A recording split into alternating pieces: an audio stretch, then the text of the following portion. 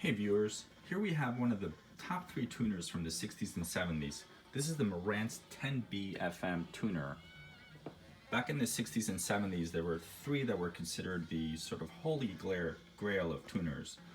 The Macintosh MR78, the Sakura FM1, and what we have here, the Marantz 10B.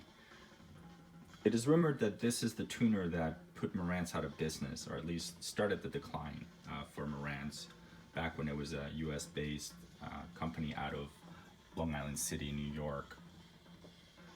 I think it was due to the complexity and the build quality and design of this tuner. It was quite an undertaking for a company of that size, both in complexity, design, and manufacturing. And it shows both in performance and build quality. It has some pretty neat features, including a built-in oscilloscope, and the topology of the chassis is also really cool, with all the tubes being exposed and transformers and etc., which was common for the time. This could have been purchased in a cabinet, which we do not have. It's very easy to make. It's really just 4 pieces of wood, and any craftsman can make a gorgeous cabinet for this. We like the exposed look. I like seeing all the tubes and transformers and things, so it looks really cool. This particular example is in wonderful shape. You can see here the brushed gold anodized aluminum faceplate. The glass is in really clean condition. The stencils on the glass are all there and very legible. The knobs are clean. And the chassis doesn't show any signs of rust, which is rare. They didn't really have great paints back in this era, and anodizings and all sorts of finishes that would keep you from rust. So it's very common to find these pitted and rusted, but not this one. This one's really in beautiful shape. Close up here will show a serial number of 10-2106. It's hard to see with all this lighting. That'll do a little bit better, yeah. And here's another shot of the back so you can see the quality. Let me go over some of the cool features and why this tuner is unique. I'll shut off the lighting so we can see the oscilloscope, which is the neatest thing on this. Here's the oscilloscope. It's set to the output mode. It shows you both channels, how they work, and how it's centered on the frequency spectrum. If I switch it over to tuning, slightly different display algorithm being applied. Let me tune so you can see how it changes. This helps you sort of center the station. You see how it's centered on the red line. As I move off center, it helps you sort of find the right sweet spot. So that again is on tuning mode. On output mode, slightly different. I think this represents the stereo signal, the differences between the left and the right.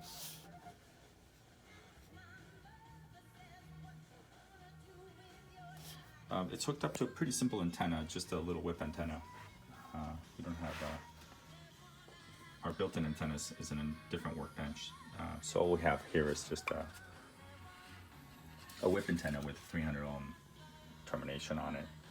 And let me go through the rest of the controls so you can appreciate it. So on the left we had, as mentioned, the scope outputs. Here is the button to change between high blend, normal, and mono.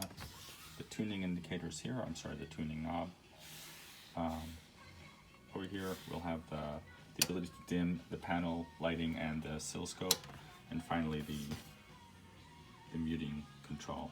And then these little tiny adjusters here are for the scope, horizontal and vertical alignment. Flipping to the side, this is a nifty little adjustment to center the tuning needle on the proper station on the dial.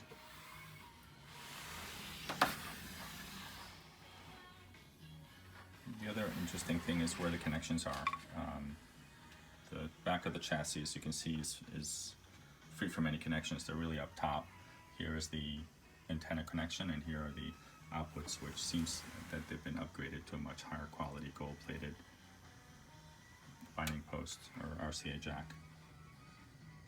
The external scope inputs are here. There's a test, detector output, and then there are various potentiometers throughout the tuner for adjusting all sorts of things, whether it's the performance of the scope or performance of the tuner. Here's vertical gain and horizontal gain. Stereo threshold is here. And you can see that we've got everything in place. It's pretty complete. A lot of times these tube isolators go missing. They're metal RF isolation sleeves, but they're all here, almost 12 or 13 of them. The only ones that aren't are these three, but they weren't meant to have them, as you can tell by the lack of the receiving socket. Here's a close-up of the panel. Pretty cool Marantz FM tuner, Long Island City, New York. This is not the Marantz that is around nowadays. This is the original, highly collectible Marantz.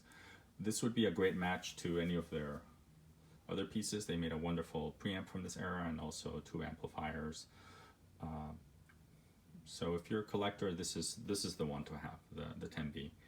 The only thing we haven't gotten sorted out is the stereo indicator. It's not lighting up, even though it sounds wonderful. Tuning these tuners, or at least aligning them, is extremely complicated, so we decided not to mess with it since we were getting a wonderful signal. So we'll leave that stereo light issue to the next owner if they choose to. A lot of times these will just end up on a shelf looking beautiful. So that's it, the Marantz 10B tuner in wonderful shape. Thanks for watching.